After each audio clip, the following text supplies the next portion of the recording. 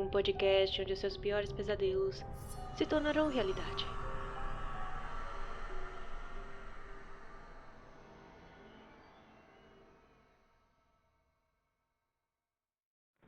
É provável que todos aqueles que sonham com frequência tenham tido pelo menos uma experiência de um evento ou uma sequência de circunstâncias que lhe veio à mente durante o sono, sendo posteriormente realizada no mundo material.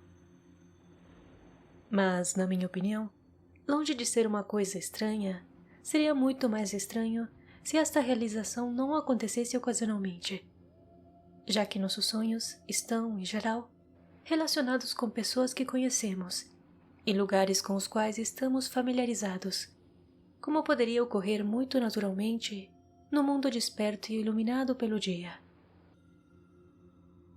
É verdade que esses sonhos são frequentemente invadidos por algum incidente absurdo e fantástico, o que os coloca fora dos tribunais em relação ao posterior cumprimento. Mas no mero cálculo das chances, não parece de modo algum improvável que um sonho imaginado por alguém que sonha constantemente se realize ocasionalmente.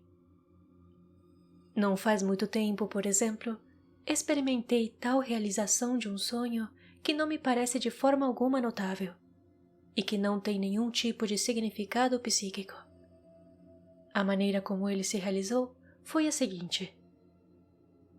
Um certo amigo meu, que mora no exterior, é amável o suficiente para me escrever sobre isso uma vez cada 15 dias.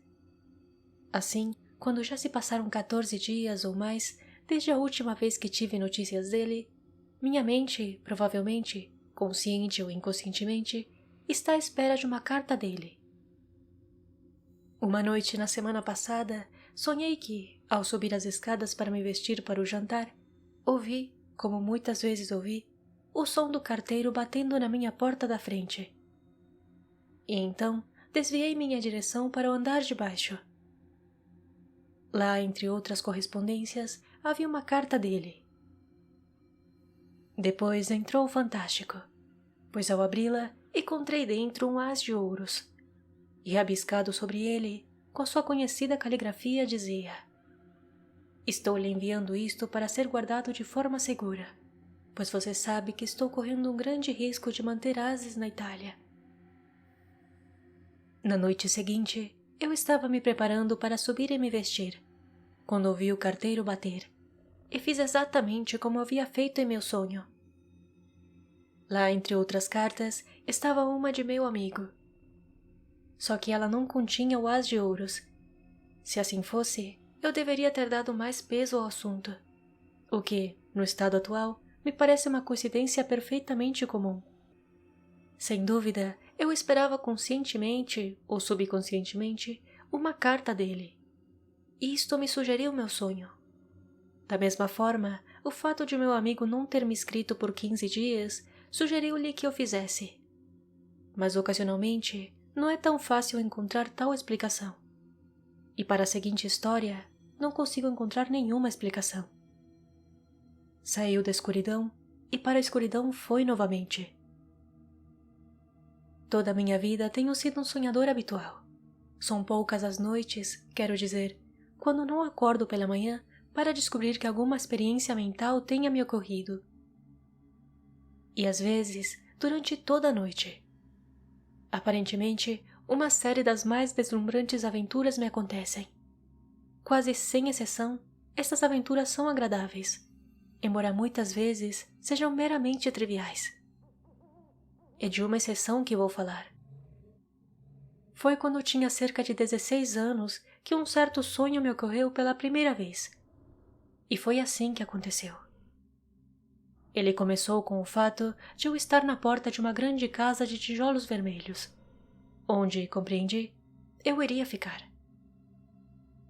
O empregado que abriu a porta me disse que o chá estava sendo servido no jardim e me conduziu por um salão baixo e escuro, com uma grande lareira aberta, até um gramado verde e alegre, rodeado de canteiros de flores. Na mesa de chá havia um pequeno grupo de pessoas, mas todas eram estranhas para mim, exceto uma, que era um colega de escola chamado Jack Stone, claramente o filho da casa. e ele me apresentou a seus pais e a um casal de irmãs. Eu estava, lembro-me, um pouco surpreso de me encontrar ali, pois o rapaz em questão era pouco conhecido por mim, e eu não gostava muito do que eu sabia sobre ele. Além disso, ele havia deixado a escola quase um ano antes. A tarde estava muito quente, e uma pressão insuportável reinava. Do outro lado do gramado havia um muro de tijolos vermelhos, com um portão de ferro no centro, e do lado de fora havia uma nogueira. Sentamos-nos à sombra da casa, em frente a uma fila de longas janelas, dentro das quais eu podia ver uma mesa com um tecido colocado, brilhando com copos e prataria. Este jardim, que ficava na frente da casa, era muito longo, e em uma das extremidades havia uma torre de 3 andares, que me parecia muito mais velha do que o resto do prédio. Em pouco tempo, a Sra. Stone, que como o resto do grupo estava sentada em absoluto silêncio, me disse: Jack lhe mostrará seu quarto. Eu lhe dei o quarto na torre. Muito inexplicavelmente, meu coração se afundou em suas palavras. Senti como se soubesse que devia ficar no quarto da torre, e que ele continha algo horrível e significativo. Jack levantou-se imediatamente. Eu entendi que tinha que segui-lo. Em silêncio, passamos pelo salão e subimos por uma grande escada de carvalho com muitas curvas. E chegamos a um pequeno patamar com 2 portas dispostas nele. Ele empurrou uma delas para eu entrar, e sem entrar no quarto, fechou atrás de mim. Então eu sabia que minha conjetura estava certa. Havia algo horrível no quarto, e com o terror do pesadelo crescendo rapidamente e me envolvendo, acordei em um espasmo de terror. Desde então, esse sonho ou variações dele ocorreram de forma intermitente durante 15 anos. Na maioria das vezes, ele vinha exatamente da mesma forma. A chegada, o chá disposto no gramado, o silêncio mortal seguido por aquela frase mortal, a subida com Jack Stone até o quarto na torre, onde o horror habitava, e sempre terminava naquele pesadelo de terror com aquilo que estava no quarto, embora eu nunca tivesse visto o que era. Em outros momentos, experimentei variações sobre este mesmo tema. Ocasionalmente, por exemplo, estávamos sentados na sala de jantar, dentro das janelas que eu havia observado na primeira noite, quando o sonho desta casa me visitou. Mas onde quer que estivéssemos, havia o mesmo silêncio, a mesma sensação de opressão e presságio horrível. E o silêncio que eu sabia que seria sempre quebrado pela Sra. Stone me dizendo: Jack lhe mostrará seu quarto. Eu lhe dei o quarto na torre. Sobre o qual, isto era invariável, tive que segui-lo pela escada de carvalho com muitas curvas e entrar no lugar que temia cada vez mais a cada vez que o visitava dormindo. Ou, mais uma vez, que eu me encontrava jogando cartas ainda em silêncio em um salão iluminado com imensos candelabros, que iluminavam de forma ofuscante. E não fazia ideia do que era o jogo. O que eu me lembro, com uma sensação de ansiedade miserável, era que logo a Sra. Stone se levantaria e me diria: Jack lhe mostrará seu quarto. Eu lhe dei o quarto na torre. Esta sala de visitas onde jogávamos cartas ficava ao lado da sala de jantar, e, como já disse, estava sempre brilhantemente iluminada, enquanto o resto da casa estava cheio de crepúsculo e sombras. E, no entanto, apesar da quantidade de luzes, por vezes não conseguia ver as cartas que me eram dadas por alguma razão. Seus desenhos, também, eram estranhos. Não havia naipes vermelhos, todos eram pretos, e entre eles havia certas cartas que eram pretas por toda a parte. Eu as odiava e temia. Como este sonho continuava a se repetir, eu conhecia a maior parte da casa. Havia uma sala de fumo além da sala de visitas, no final de uma passagem com uma porta verde. Estava sempre muito escuro lá, e quando entrava, passava por alguém que eu não conseguia ver saindo pela porta. Curiosos desenvolvimentos também aconteceram nos personagens que povoavam o sonho, como poderia acontecer com as pessoas vivas. A Sra. Stone, por exemplo, que quando a vi pela primeira vez estava com cabelo preto, tornou-se cinza. E em vez de subir rapidamente, como havia feito no início quando disse: "Jack lhe mostrará seu quarto. Eu lhe dei o quarto na torre", levantou-se muito fracamente, como se a força estivesse deixando seus membros. Jack também cresceu e se tornou um jovem bastante mal parecido, com um bigode marrom, enquanto uma das irmãs deixou de aparecer, e eu entendi que ela havia se casado. Aconteceu então que eu não fui visitado por este sonho por 6 meses ou mais, e comecei a esperar, num pavor tão inexplicável, que ele tivesse morrido de vez. Mas uma noite depois desse intervalo, eu me vi novamente sendo conduzido ao gramado para o chá. E a Sra. Stone não estava lá, enquanto os outros estavam todos vestidos de preto. De imediato, adivinhei a razão, e meu coração saltou ao pensamento de que talvez desta vez eu não tivesse que dormir no quarto da torre. E embora todos nós costumávamos sentar em silêncio, nesta ocasião a sensação de alívio me fez falar e rir como nunca tinha feito antes. Mas mesmo assim, as coisas não eram totalmente confortáveis, pois ninguém mais falava, mas todos se olhavam em segredo. E logo o fluxo tolo da minha conversa secou, e gradualmente uma apreensão pior do que qualquer coisa que eu já tinha conhecido anteriormente, pois a luz lentamente se desvaneceu. De repente, uma voz que eu conhecia bem quebrou o silêncio. A voz da Sra. Stone, dizendo: "Jack lhe mostrará seu quarto. Eu lhe dei o quarto na torre." Parecia vir de perto do portão na parede de tijolos vermelhos, que delimitava o gramado. E olhando para cima, vi que a grama do lado de fora estava coberta de lápides. Uma curiosa luz acinzentada brilhava nelas, e eu podia ler as letras no túmulo mais próximo de mim, dizendo: "Em má memória de Julia Stone." Como sempre, Jack se levantou, e novamente eu o segui pelo corredor e subi as escadas com muitas curvas. Nesta ocasião, estava mais escuro do que de costume, e quando entrei no quarto da torre, só podia ver os móveis, cuja disposição já me era familiar. Também havia um cheiro horrível de decadência no quarto, e eu acordei gritando. O sonho, com tais variações e desenvolvimentos, como mencionei, continuou em intervalos de 15 anos. Às vezes, eu sonhava 2 ou 3 noites seguidas. Uma vez, como já disse, houve um intervalo de 6 meses. Mas tomando uma média razoável, devo dizer que eu sonhei com a mesma frequência que uma vez por mês. Tinha, como é evidente, algo de pesadelo, já que sempre terminava no mesmo terror pavoroso, o qual, longe de diminuir, parecia reunir um novo medo a cada vez que o experimentava. Havia também uma estranha e terrível consistência sobre ele. Os personagens nele, como mencionei, envelheciam regularmente. A morte e o casamento visitavam esta família silenciosa. E eu nunca mais no sonho, após a morte da Sra. Stone, voltei a olhar para ela. Mas foi sempre sua voz que me disse que o quarto da torre estava preparado para mim. E se tomávamos chá no gramado, ou se a cena era colocada em uma das salas com vista para ele, eu podia ver sempre sua lápide de pé, do lado de fora do portão de ferro. Era o mesmo também com a filha casada.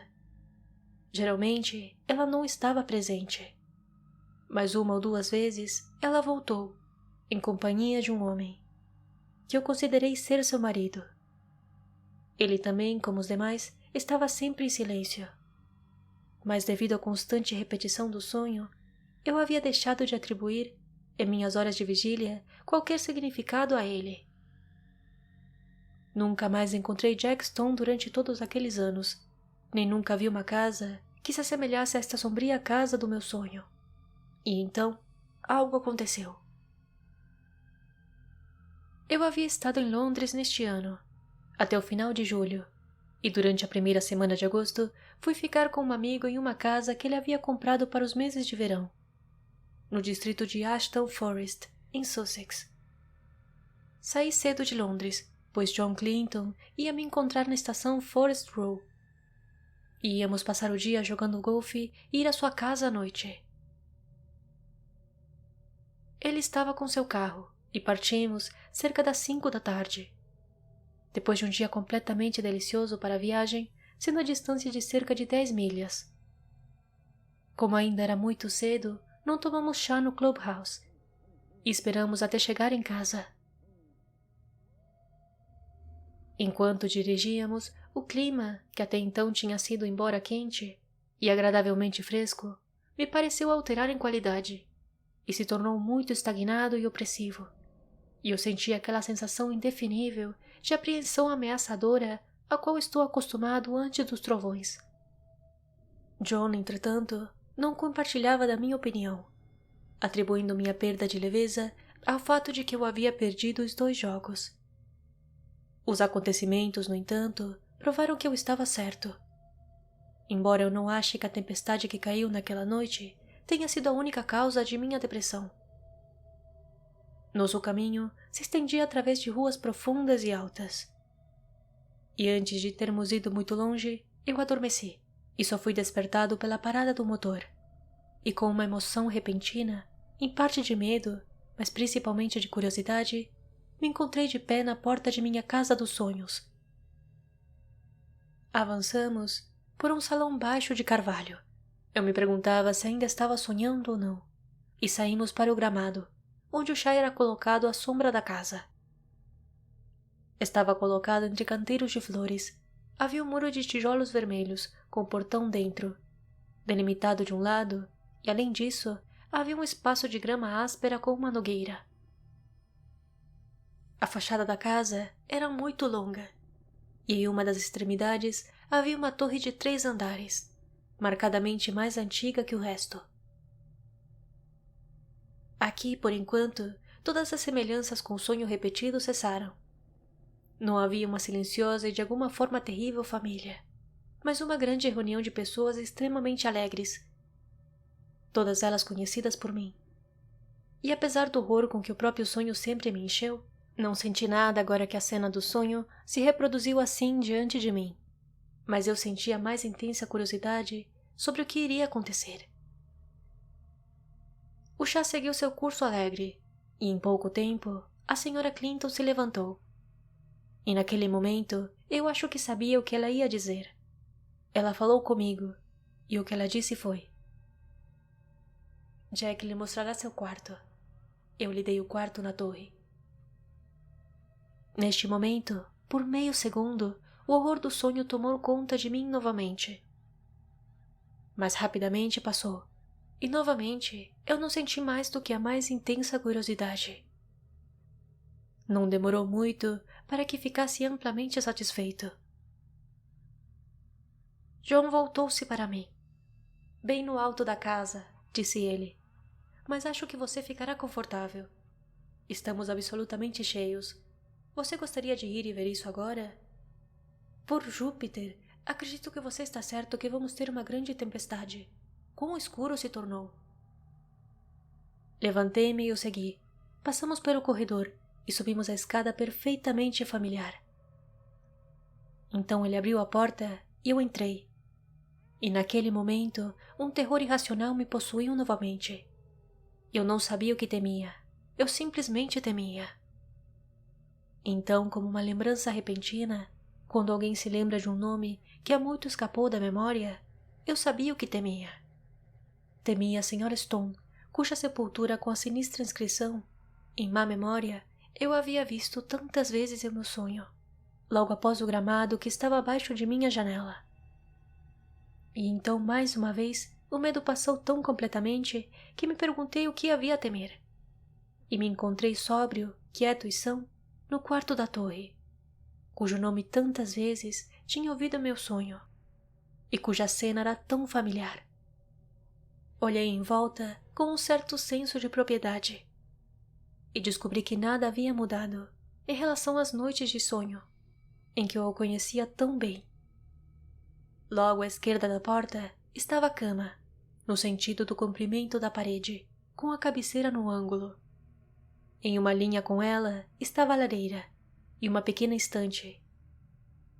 Em frente à porta, a parede externa era perfurada por 2 janelas com grades, entre as quais estava a mesa de vestir, enquanto ao longo da 4ª parede estava o lavatório e um grande armário.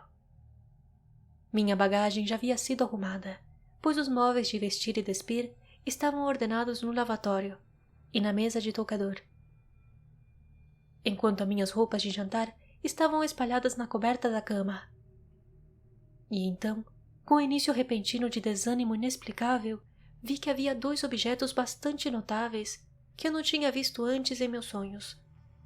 Um era uma pintura a óleo em tamanho real da Sra. Stone. O outro, um esboço em preto e branco de Jack Stone, representando-o como ele me aparecera apenas uma semana antes na última série desses sonhos repetidos. Um homem bastante reservado e de aspecto maligno, de cerca de 30 anos. Seu retrato pendurado entre as janelas olhava diretamente através do quarto para o outro retrato, que estava pendurado ao lado da cama. Ao olhar para ele, senti mais uma vez o horror do pesadelo se apoderar de mim. Ele representava a Sra. Stone, como eu a tinha visto por último em meus sonhos. Velha e murcha, com cabelos brancos, mas apesar da evidente fraqueza do corpo, uma exuberância terrível e vitalidade brilhava através do envelope de carne. Uma exuberância totalmente maligna, uma vitalidade que espumava e espumava com um mal inimaginável. O mal irradiava de seus olhos, estreitos e de esguelha. Ela ria com sua boca demoníaca. Todo o rosto era instinto com uma alegria secreta e terrível. As mãos, apertadas juntas no joelho, pareciam tremer de alegria reprimida e sem nome. Então vi também que estava assinado no canto inferior esquerdo. E me perguntando quem poderia ser o artista, olhei mais de perto e li a inscrição: Julia Stone por Julia Stone. Houve um toque na porta e John Clinton entrou. Conseguiu tudo o que queria? Perguntou ele. Um pouco mais do que eu quero, respondi, apontando para o quadro. Ele riu. A velha senhora de feições duras, disse ele. Sozinha também, eu me lembro. De qualquer forma, ela não pode ter se lisonjeado muito.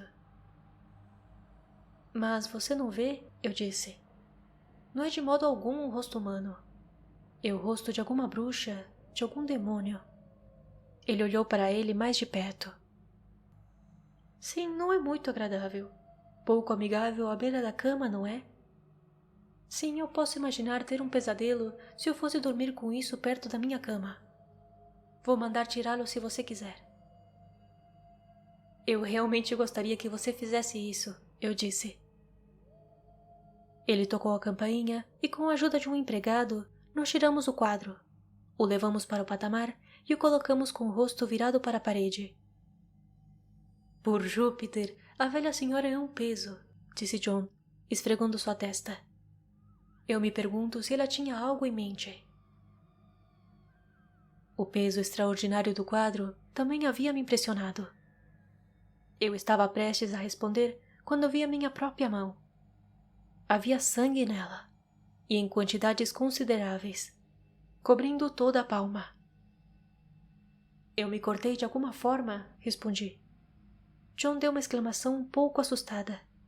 Ora, eu também, disse ele. Simultaneamente, o empregado tirou um lenço e limpou sua mão com ele. Eu vi que havia sangue em seu lenço também. John e eu voltamos para o quarto da torre e lavamos o sangue, mas nem na mão dele nem na minha estava o menor vestígio de um arranhão ou corte. Pareceu-me que, tendo constatado isso, nós dois, por uma espécie de consentimento implícito, não fizemos alusão a isto novamente. Algo ocorreu-me, entretanto, que eu não queria pensar. Era apenas uma conjetura, mas acreditava que a mesma coisa havia ocorrido com ele. O calor e a opressão do ar por causa da tempestade que esperávamos, continuavam intactos e se intensificaram muito depois do jantar, durante a maior parte da festa, entre os quais John Clinton e eu sentávamos do lado de fora no caminho que delimita o gramado, onde tínhamos tomado o chá. A noite estava absolutamente escura, e nenhum brilho das estrelas ou a luz da lua conseguia penetrar o manto de nuvens que se sobrepunham ao céu. Aos poucos, o grupo diminuiu. As mulheres subiram para a cama, os homens se dispersaram para a sala de fuma ou bilhar, e às 11 horas, meu anfitrião e eu éramos os únicos que restavam. Durante toda a noite, eu pensava que ele tinha algo em mente. E assim que estávamos sozinhos, ele falou. O homem que nos ajudou com o quadro também tinha sangue na mão. Perguntei-lhe há pouco se ele tinha se cortado. E ele disse que supunha que tinha, mas que não conseguia encontrar nenhuma marca nele. Agora, de onde veio esse sangue? Dizendo a mim mesmo que eu não ia pensar nisso, eu tinha conseguido não fazê-lo, e não queria, especialmente na hora de dormir, ser lembrado daquilo. Não sei, respondi. E realmente não me importo, desde que o quadro da Sra. Stone não esteja ao lado da minha cama. Ele se levantou. Mas é estranho, disse ele. Ah, agora você vai ver outra coisa estranha. Seu cachorro, um terrier irlandês de raça, tinha saído da casa enquanto conversamos. A porta atrás de nós para o salão estava aberta, e um raio de luz oblongo brilhava através do gramado até o portão de ferro, que levava para a grama áspera do lado de fora, onde estava a nogueira. Eu vi que o cachorro tinha todos os pelos arrepiados de raiva e medo. Sua boca estava encolhida na volta dos dentes, como se ele estivesse pronto para pular em alguma coisa. E estava rosnando para si próprio. Ele não deu a mínima atenção ao seu dono ou a mim, mas caminhou firme e tenazmente através da grama até o portão de ferro. Lá ele ficou de pé por um momento, olhando através das barras e ainda rosnando. Então, de repente, sua coragem pareceu abandoná-lo. Ele deu um longo uivo e voltou para casa com um curioso movimento agachado. Ele faz isso meia dúzia de vezes por dia, disse John. Ele vê algo que ele odeia e teme. Eu caminhei até o portão e olhei para ele. Algo estava se movendo na grama lá fora. E logo um som que eu não consegui identificar instantaneamente chegou aos meus ouvidos. Então me lembrei do que era. Era o ronronar de um gato. Acendi o fósforo e vi um grande persa azul, andando em um pequeno círculo, bem fora do portão, pisando alto e em êxtase, com a cauda erguida como um estandarte. Seus olhos estavam iluminados e brilhantes, e de vez em quando ele abaixava a cabeça e farejava a grama. Eu ria. Receio que seja o fim desse mistério. Aqui está um grande gato tendo a noite de Walpurgis sozinho. Sim, esse é o Darius, disse John. Ele passa metade do dia e da noite lá. Mas isso não é o fim do mistério do cão. Para Toby, ele é seu melhor amigo. Porém é o começo do mistério do gato. O que ele está fazendo lá? E por que Darius está contente enquanto Toby está aterrorizado? Naquele momento, eu me lembrei do detalhe horrível dos meus sonhos. Quando vi através do portão exatamente onde o gato estava agora. A lápide branca com inscrição sinistra. Mas antes que eu pudesse responder, a chuva começou. Tão repentina e pesadamente como se uma torneira tivesse sido aberta. E simultaneamente, o grande gato se espremeu através das barras do portão e veio pulando através do gramado até a casa para se abrigar. Então ele se sentou na entrada da porta, olhando ansiosamente para o escuro. Cuspiu e bateu em John com a pata enquanto ele o empurrava para dentro, a fim de fechar a porta. De alguma forma, com o retrato de Julia Stone do lado de fora, o quarto na torre não tinha absolutamente nenhum alarme para mim. E quando fui para a cama, sentindo-me muito sonolento e pesado, não tinha nada mais que interesse pelo curioso incidente sobre as nossas mãos sangrando e a conduta do gato e do cachorro. A última coisa que eu olhei antes de apagar minha luz foi o espaço vazio quadrado junto à minha cama, onde o quadro tinha estado. Aqui o papel era de sua tonalidade original de vermelho escuro. Sobre o resto das paredes havia desaparecido. Então apaguei a vela e imediatamente adormeci. Meu despertar foi igualmente instantâneo, e eu sentei na cama com a impressão de que alguma luz brilhante havia sido acesa em meu rosto, embora agora estivesse absolutamente escuro. Eu sabia exatamente onde estava, no quarto que eu temia em sonhos. Mas nenhum horror que eu jamais senti quando adormecia se aproximava do medo que agora invadia e congelava meu cérebro.